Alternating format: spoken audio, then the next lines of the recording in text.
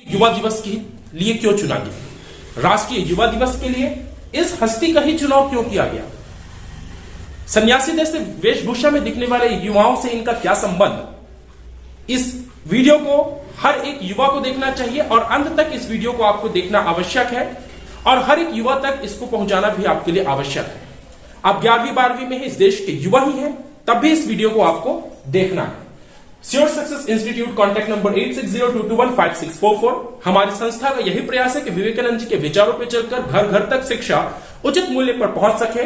और अगर आप भी यूपीएससी, एसएससी, रेलवे, बैंकिंग या 11th 12th IT JEE NEET की प्रिपरेशन कर रहे हैं तो इस नंबर पर कांटेक्ट करके घर बैठे उच्चतम क्वालिटी की ऑनलाइन कोचिंग प्राप्त कर सकते हैं। फिलहाल मैं इस विषय पे आता हूं। जब मैं बात करता हूं विवेकानंद जी की, तो आज का जो टॉपिक है विवेकानंद, यह महत्वपूर्ण है यूपीएससी, एसएससी, बैंकिंग के रेस्पेक्ट में, दैनिक जीवन के रेस्पेक्ट में, एक भारतीय होने के रेस्पेक्ट में। यह टॉपिक निबंध और एथिक के प्रश्नों के लिए लिहाज से काफी अहम हो जाता है।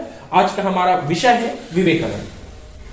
आखिरकार आज भी क्यों याद किए जाते हैं विवेकानंद? 100 वर्ष से अधिक हो चुका है उन्हें जन्मे और गए इस संसार से। करोड़ युवाओं के प्रेरणा स्रोत है। उनके दर्शन में विश्व बंधुत्व की भावना है। धर्म को मानने, एक धर्म को मानने की बजाय सर्वधर्म की कल्पना या सर्वधर्म धर्म की कल्पना, यह मूल पॉइंट है यूपीएससी एस्पिरेंट्स के लिए। पर इतनी बात नहीं, मैं इस वीडियो में बहुत सारे रोचक तथ्य बताने वाला हूं। एक रोचक कहानी से ही आज की क्लासेस की शुरुआत करता हूं, फिर बहुत सारे विषय मैं आप लोगों को लूंगा। रोचक कहानी यह है कि विवेकानंद जी एक लाइब्रेरी में जाया करते थे। बार बार उस लाइब्रेरी में उनका जाना होता था। वो जाते, लाइब्रेरियन से किताबें मांगते और किताबों को लेकर के कुछ कोने में किनारों पे बैठ जाते। मुश्किल से 5-10 मिनट वो बैठते और अच्छी मोटी किताब होती और 5-10 मिनट में उन किताबों को देख करके, अब हमारी नजर में तो देखना ही है, वो उस लाइब्रेरियन को वापस करके चले जाते थे। यह घटना कई दिन तक हुई। एक दिन लाइब्रेरियन को अचंभा हुई कि ये तुम करते क्या हो? तुम आते हो लाइब्रेरी किताब पढ़ने, डेली आते हो, मजाक करते हो, किताब लेते हो और किताब को बोलते हो पढ़ लिया और देकर के मुझे चले जाते हो। तुम्हारे जैसे लोगों के लिए लाइब्रेरी नहीं है। विवेकानंद जी ने, आप गुस्सा क्यों रहे?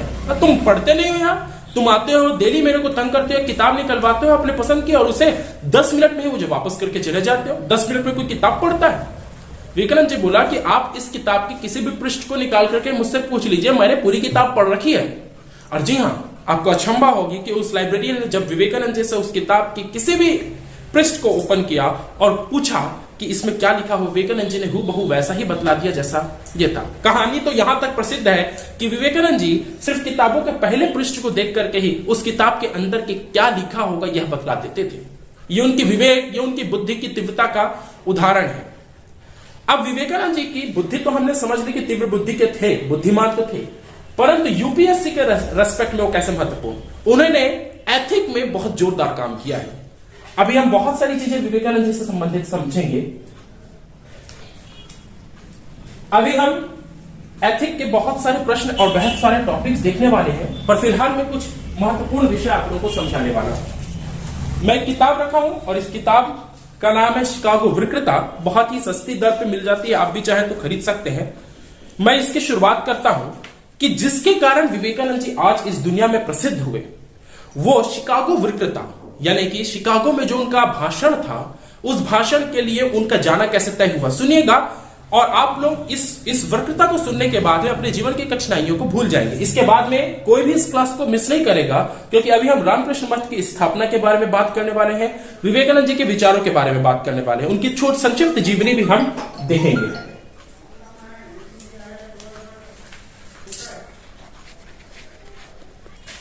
अब हम आ चुके हैं, विवेकानंद जी को शिकागो भेजने की तैयारी चल रही है। और सुनिएगा विवेकानंद जी किस कठिनाइयों से शिकागो पहुंचे थे। अपने गुरुदेव से इस बात का अनुरोध किया कि वे इस अवसर पर अमेरिका जाकर हिंदू धर्म का प्रतिनिधित्व करना चाहते हैं। विवेकानंद जी अपने गुरुदेव से एक अनुरोध कर रहे हैं कि मुझे भी अमेरिका भेजा जाए हिंदू धर्म के प्रतिनिधित्व के लिए। अटूट भक्ति से प्रेरित उन शिष्यों को भी यह ध्यान नहीं था कि ये ऐसी बात की इच्छा कर रहे हैं जो साधारण दृष्टि में असंभव सी लगती है। और असंभव सी क्यों थी? वो वक्त जब विवेकानंद जी अमेरिका जाने की बात सोच रहे हैं, पैसा नहीं थे। वह वक्त जब विवेकानंद जी अमेरिका जाने की बात कर रहे हैं, भारत एक गुलाम भारत था, भारत की सरकार का कोई साथ नहीं था। हिंदू धर्म का पहले बार कोई प्रतिनिधि विदेश यात्रा पे जा रहा था और विदेश जाया कैसे जाता है इसका भी ज्ञान नहीं था। सुनेगा। ऐसा अनुमान था कि स्वामी विवेकानंद जी वहां चले भर जाएं और उन्हें प्रतिनिधित्व का स्थान दे दिया जाए। लोगों ने यह सोचा कि बस उन्हें प्रतिनिधि वहां पे बना दिया जाए। स्वामी जी भारतवर्ष की किसी मान्य संस्था द्वारा भी नहीं भेजे जा रहे थे।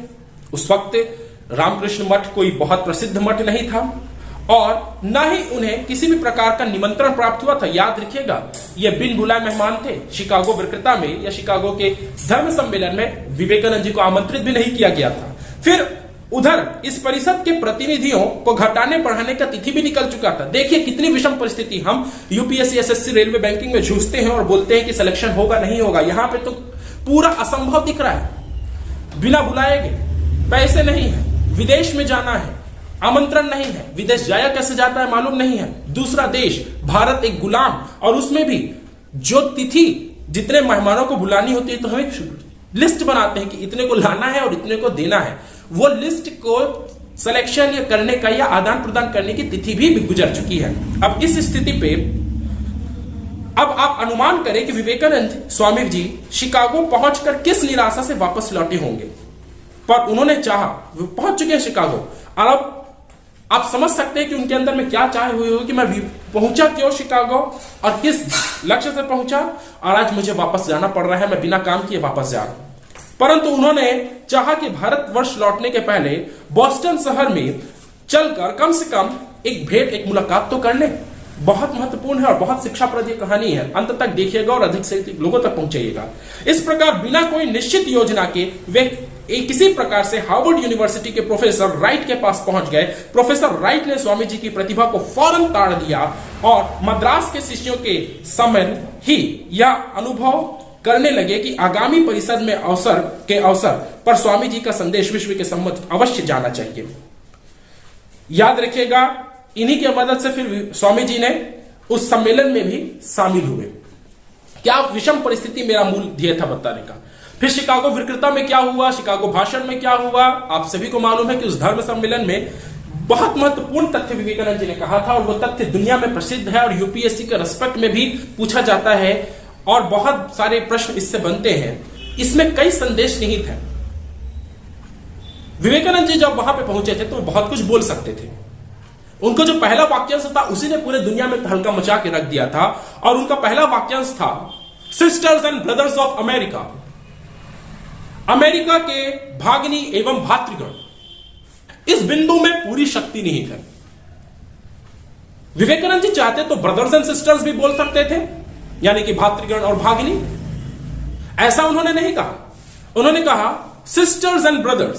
पहले मातृसत्ता को स्थान दिया, तदुपरांत पुरुष सत्ता को स्थान दिया। जिस प्रकार हमारे यहां सीताराम और राधे कृष्ण की परंपरा है। दूसरा, पूरे विश्व को अपना कुटुंब यानी कि वसुधैव कुटुंबकम की एक झलक जो है वो भारत की और हिंदू धर्म की जो झलक है वो वहां से झलक रही थी। यूपीएससी में यह पूछा जाता है कि यह कथन किसके द्वारा कहा गया था और इसकी मूल भावना क्या थी। तो मूल भावना में यह कहेंगे कि यह अमेरिकन भागिनी एवं भातृगण यानी कि सिस्टर्स एंड ब्रदर्स कहकर संबोधित किया। तब तो तमाम श्रोतागण में जोश की लहर से दौड़ पड़ी। कारण यह था कि प्राच्य में इस सन्यासी ने स्त्रियों को पहले स्थान दिया और सारे विश्व को अपना कुटुंब मानकर संबोधित किया। एक ऐतिहासिक भाषण। इसके बाद में यह धर्म सम्मेलन शुरू हुआ, जिस विवेकानंद जी को बोलने के लिए समय भी नहीं दिया जा रहा था। उसने कई दिनों तक भाषण चलाए, पूरे विश्व में अपनी प्रसिद्धि स्थापित कर ली और उसने बहुत सारे संदेश दिए। विवेकानंद जी के कुछ प्रसिद्ध संदेश है, लेकिन उससे पहले विवेकानंद जी किसी भी बात को यूं ही नहीं माना करते थे। विवेकानंद जी एक पढ़े लिखे युवा थे, अंग्रेजी में महारत हासिल थी, बहुत से धर्मावलंबियों के साथ में रहे थे, पिताजी भी अच्छे शिक्षित थे। तो शिक्षित परिवार में जन्म लेने के कारण में आदतन ये किसी भी बातों को यूं ही नहीं मान लिया करते थे। गुरु की भी बातों को उन्होंने यूं ही नहीं माना। विवेकानंद जी के मन में एक प्रश्न सदैव उठता था कि क्या ईश्वर का कोई अस्तित्व है। और ये एक यूपीएससी और आपके आंसर राइटिंग, जब हम मेंस आंसर राइटिंग करते हैं तो बहुत महत्वपूर्ण हो जाता है। एथिक के लिहाज से और एसे राइटिंग के लिहाज से बहुत महत्वपूर्ण है। विवेकानंद जी ने प्रश्न मन में उथल हो रहा था, वो ईश्वर की खोज में लगे हुए थे कि ईश्वर है और ईश्वर है तो दिखता क्यों नहीं, बोलता क्यों नहीं, खाता क्यों नहीं। तब यह कहानी है कि एक बार माघ की सर्दी में विवेकानंद जी ईश्वर के बारे में चिंतन कर रहे थे। पिता देवेंद्र ठाकुर गंगा नदी के नाव पर बैठकर साधना करते थे, तो उन्हीं के पास जाकर विवेकानंद ने पूछा कि क्या आपने ईश्वर को देखा है? महर्षि उनके सवाल पर मौन रहे। विवेकानंद थोड़े से विचलित हो गए। उन्हें लगा जब देवेंद्र नाथ ठाकुर जैसे महर्षि को ईश्वर का साक्षात्कार नहीं हुआ है तो उन्हें कैसे होगा। अगले दिन ऐसे करते हुए ये एक ही महर्षि नहीं, बहुत से ब्रह्म समाज और आदि आदि समाजों के पास में विवेकानंद जी गए और उन्हें उनका जवाब नहीं मिल रहा था।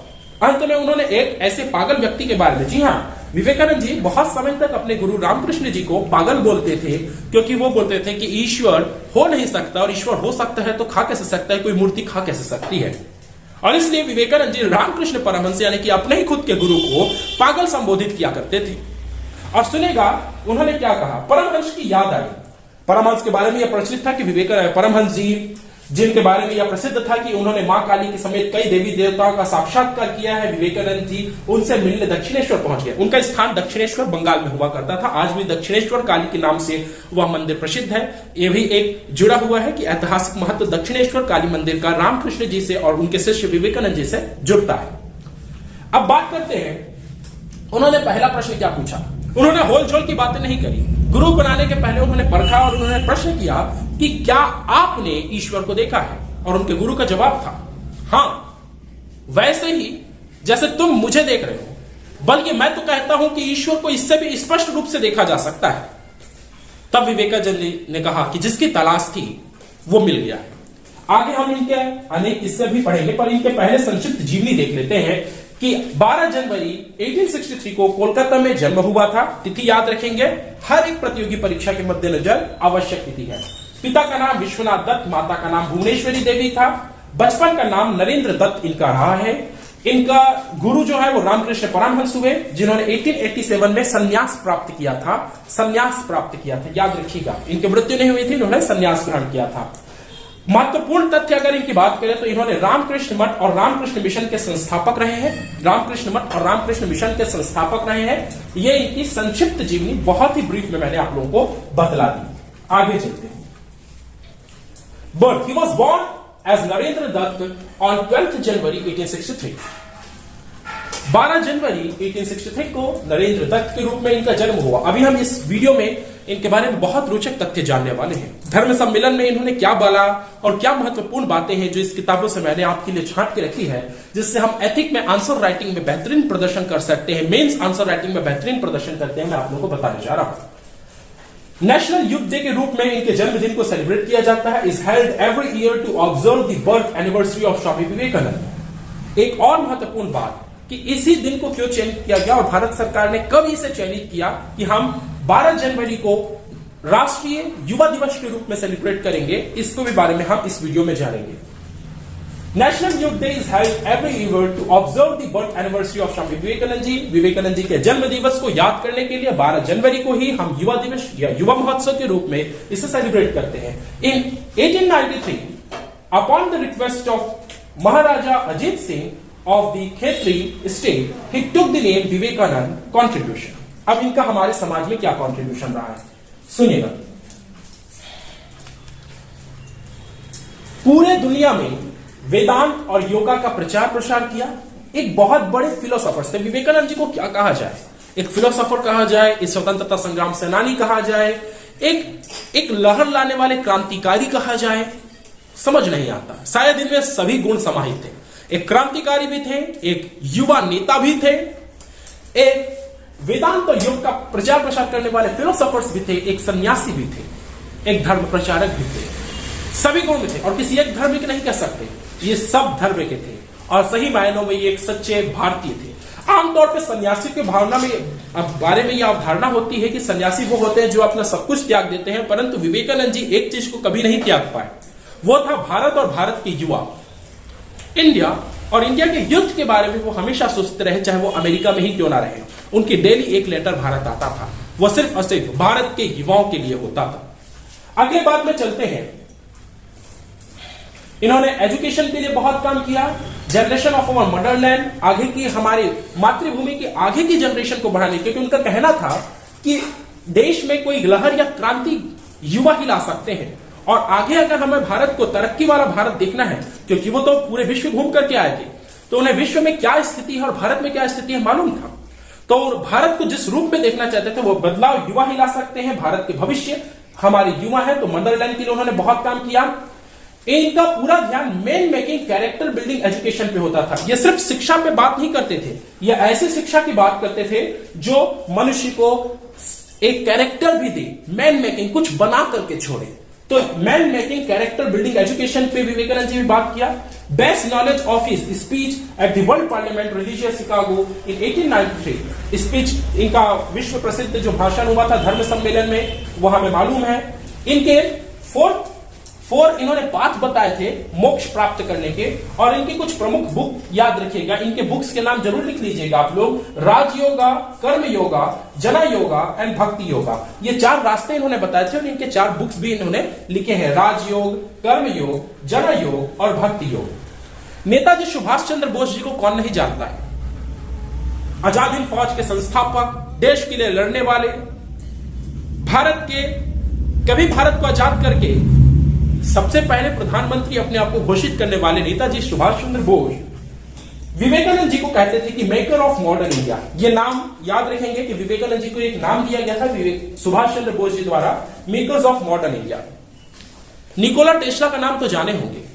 निकोला टेस्ला हमेशा विवेकानंद जी से वेदों के रहस्य को उजागर किया करते थे और उनके बहुत से किताबों में विवेकानंद जी का नाम, विवेकानंद जी के बातें, वेदों की जो शब्द शैली है वो देखने को मिलती है। स्पष्ट होती है कि निकोला टेस्ला जी भी विवेकानंद जी और वेदों से बहुत ज्यादा प्रेरित थे। आगे जब हम बात करते हैं कि इनका किस ऑर्गेनाइजेशन से एसोसिएशन रहा, इस पे मैं बात करूं, इससे पहले मैं एक कहानी आप लोगों को सुनाना चाहता हूं, सुनिएगा।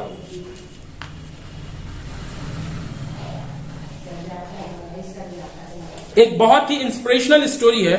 ये स्टोरी मैं आप लोगों को विवेकानंद जी के नाम से सुनाना चाहता हूं और बहुत ही मजेदार कहानी है ये।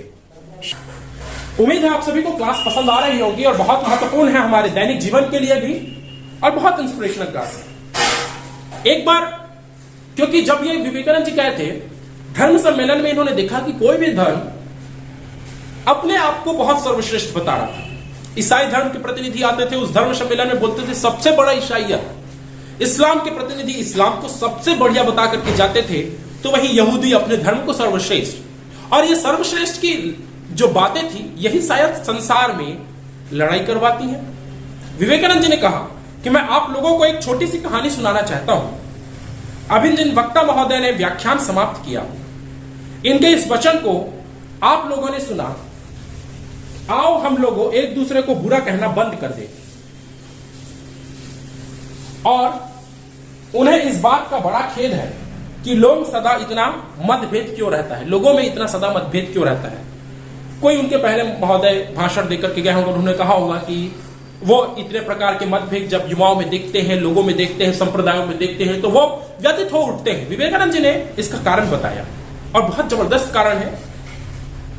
परंतु मैं समझता हूं कि जो कहानी मैं कहने वाला हूं उससे आप लोगों को इस विसंवाद का कारण स्पष्ट हो जाएगा। एक कुएं में बहुत समय से एक मेढक रहता था। वह भी पैदा हुआ था, वो वहीं पैदा हुआ था और उसका पालन पोषण भी उसी कुएं में हुआ था। मेढक छोटा का छोटा ही था पालन पोषण के बाद भी, क्योंकि मेढक के कुएं मूलतः छोटे ही पाए जाते हैं। आज इवोल्यूशनरिस्ट यानी कि क्रम विकासवादी उस समय वहां ना थे जो यह बतला पाते कि उस मेढक की आंखें थी कि ना थी। परंतु इस कहानी के लिए हम यह मान लेते हैं कि उस मेढक की भी आंखें थी।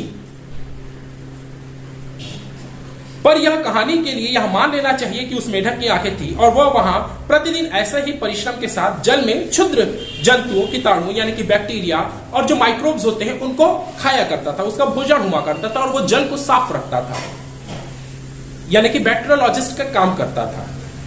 खैर, इस प्रकार धीरे धीरे यह मेढक कुएं में रहते रहते मोटा ताजा हो गया। एक दिन एक दूसरा मेढक उस कुएं में गिर पड़ा। वो जो दूसरा मेढक इस कुएं में गिरा वो कुएं का मेढक था।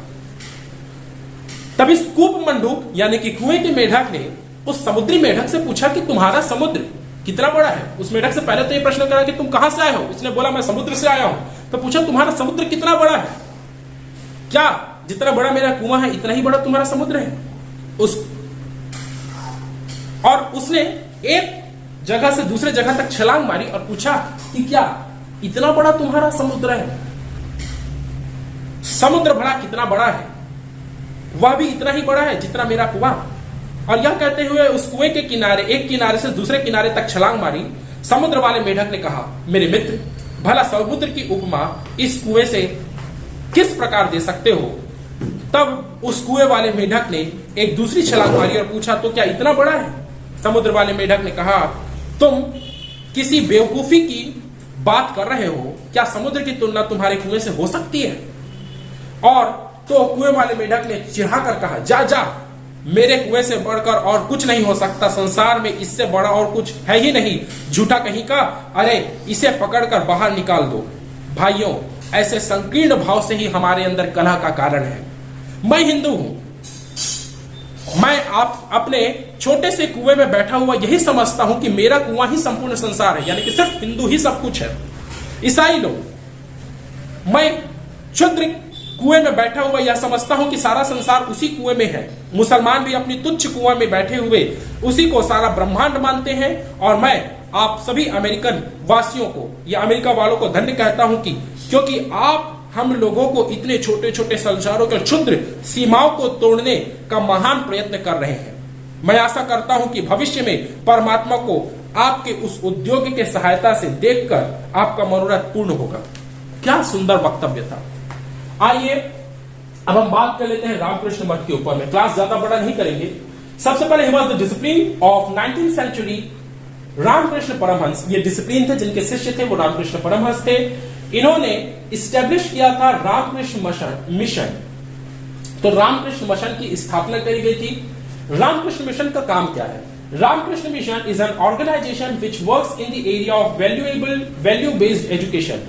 मूल रूप से इसका काम होता है शिक्षा देना, समाज को शिक्षित बनाना, परंतु शिक्षा में संस्कार होने चाहिए। वैल्यू बेस्ड एजुकेशन देने का इसका काम होता है। Culture, health, women's empowerment. Women empowerment के लिए विवेकानंद जी और साथ साथ में विवेकानंद जी की एक शिष्या हुई बहन निवेदिता, उन्होंने बहुत काम किया था। बहन निवेदिता ने स्कूल खोला था कलकत्ता में, और वो बहुत प्राचीनतम स्कूल था। और उस वक्त तो महिला शिक्षा का कोई काम ही नहीं था, तो महिलाओं, वृद्धों और साथ ही साथ में विधवाओं को भी स्कूल तक लाने ले जाने भी जाती थी और उन्हें शिक्षित करती थी। तो वुमेन एम्पावरमेंट और साथ ही साथ में यूथ के लिए ट्राइबल वेलफेयर्स, जी हाँ, जो गरीब लोग हैं, जो आदिवासी समाज है, उनके लिए उत्थान के लिए, उनकी शिक्षा के लिए विवेकानंद जी का रामकृष्ण मिशन काम करता है। तो रामकृष्ण मिशन एक ऐसा ऑर्गेनाइजेशन है जो कि बहुत बढ़िया ऑर्गेनाइजेशन है।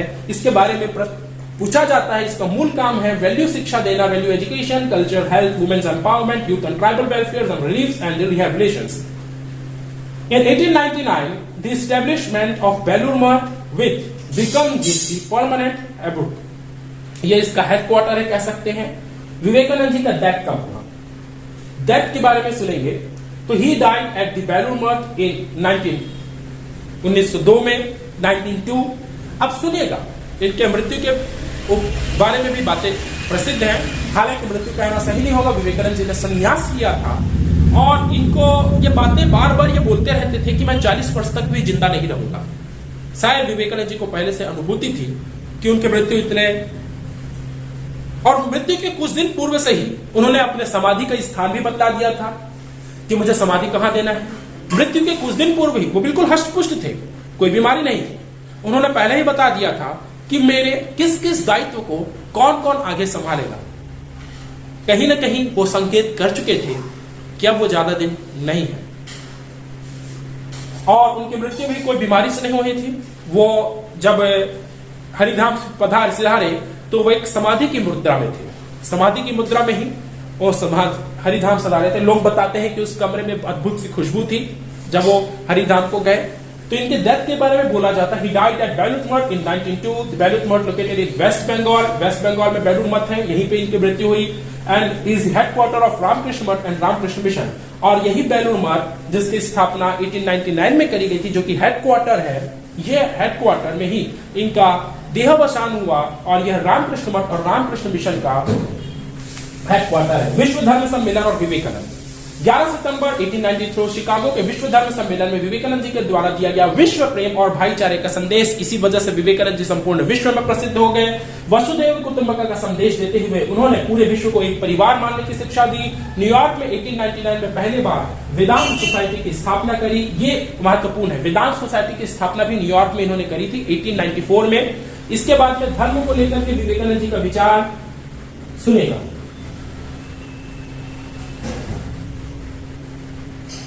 मात्र पूजा पाठ ही नहीं बल्कि मनुष्य की सेवा करना धर्म है। दलित नारायण की सेवा का मंत्र दिया, धार्मिक आडंबर पर चोट की तथा ईश्वर की एकता पर बल दिया, भेदभाव रहित समाज की कल्पना महत्वपूर्ण बिंदु है। दलितों और महिलाओं और गरीबों के उत्थान के लिए इनका क्या चिंतन था? तो विवेकानंद जी का दर्शन मानववादी विचारों से युक्त था। दलितों एवं महिलाओं की दयनीय दशा की निंदा की, समाज कल्याण के लिए इनका उत्थान जरूरी है। अनेक एजुकेशनल इंस्टीट्यूट, शिक्षण संस्थान भी इन्होंने खोले। मठों के माध्यम से गरीबों की सेवा आज भी जो रामकृष्ण मिशन है उसके द्वारा करी जा रही है। उत्थान के लिए, शिक्षा के लिए सबसे महत्वपूर्ण साधन माना और शिक्षा पे बहुत ज्यादा जोर दिया, युवाओं पे बहुत ज्यादा जोर दिया। इसी के साथ में क्लास को और आगे बढ़ाते हैं। वैसे तो इनके जितने बातें मैं करूं, ये शायद ये क्लास बहुत छोटी है इनके बारे में बताया जाए तो, परंतु फिर भी मेरे तरफ से एक प्रयास किया गया इनकी बातों को बताने का। अब हम मेन बात कर लेते हैं जो सबसे महत्वपूर्ण टॉपिक इस क्लास का है और इसको हमको जानना सबसे ज्यादा जरूरी हो जाता है। सुनिएगा, राष्ट्रीय युवा दिवस और राष्ट्रीय युवा महोत्सव क्यों, कब, कैसे। 1984 में विवेकानंद जी के जन्म दिवस को राष्ट्रीय युवा दिवस के रूप में मनाने का निर्णय लिया गया। जब यह बात चल रही थी, जब यह विचार किया गया कि युवा दिवस किसको इसका आइडल माना जाए, किसको इसको रूप माना जाए, तो बहुत छानबीन के बाद में यह तय हुआ कि कंप्लीट आइडेंटिटी अगर किसी में है तो विवेकानंद जी, जो देशभक्त भी हो, जो कर्म करने वाला योगी हो, जो ज्ञानी भी हो, जिस पर कोई बुराइयां भी ना हो और जिसने अपना पूरा जीवन युवाओं के लिए ही काम किया हो, ऐसे हस्ती विवेकानंद जी थे और इसीलिए इनका चयन किया था। 12 से 16 जनवरी राष्ट्रीय युवा महोत्सव मनाया जाता है। राष्ट्रीय युवा संसद महोत्सव का मकसद 18 वर्ष से लेकर के 25 वर्ष की उम्र से कम आयु के युवाओं का विचारों को सुनना, उन तक विवेकानंद जी के विचारों को पहुंचाना और उनके भाव से या राष्ट्र प्रेम के भाव से उत्प्रेरित करना। निष्कर्ष इस कक्षा का यही है कि स्वामी विवेकानंद जी का विचार और जीवन दर्शन आज के दौर में अत्यधिक प्रासंगिक है। विवेकानंद जी का राष्ट्रवाद न सिर्फ अंतरराष्ट्रीयवाद बल्कि मानवतावाद की भी प्रेरणा देता है। उनकी धर्म की अवधारणा लोगों को जोड़ने के लिए उपयोगी व सर्वधर्म संभाव की ओर है। विवेकानंद जी एक सामान्य हस्ती तो है नहीं। तो आइए आज की क्लास को यही समाप्त करते हैं।